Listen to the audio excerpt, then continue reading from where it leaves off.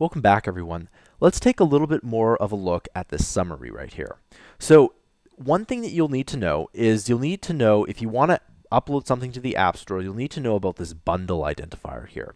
And this bundle identifier is in a very specific way, and you'll see it's com.mytutorialseriesapp, which is the name of my app, and then .com.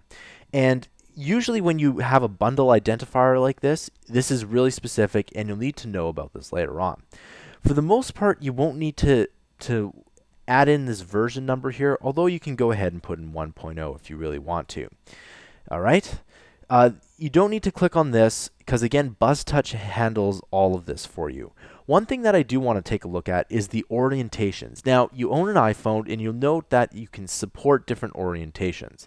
Now, if you're making a portrait app, which we are, I'm going to go ahead and select these two right here. And the reason is that the app will not rotate to these selections here. And if we make that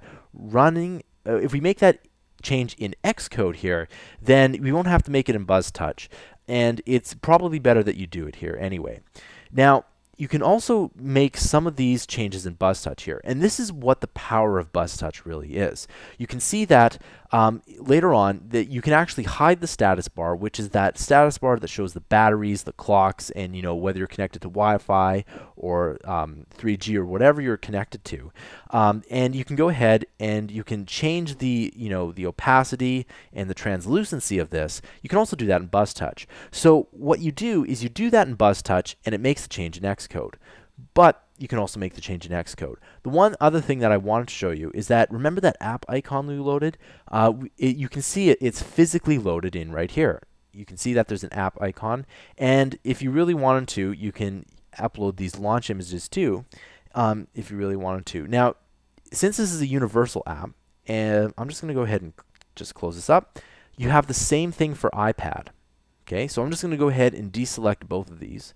For the iPad, sometimes this doesn't matter as much, but I'm just going to go ahead and deselect both. And you'll see that it's the same thing for the iPad. I'm just going to go ahead and close this up.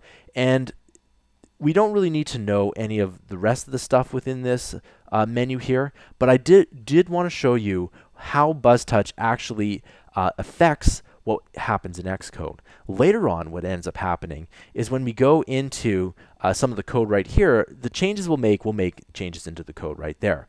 What I showed you here was probably the easiest thing that Buzztouch does. You can actually probably even do that yourself, but in this case, Buzztouch has done it for you. So that's a little bit more about the summary. I'll see you guys next time.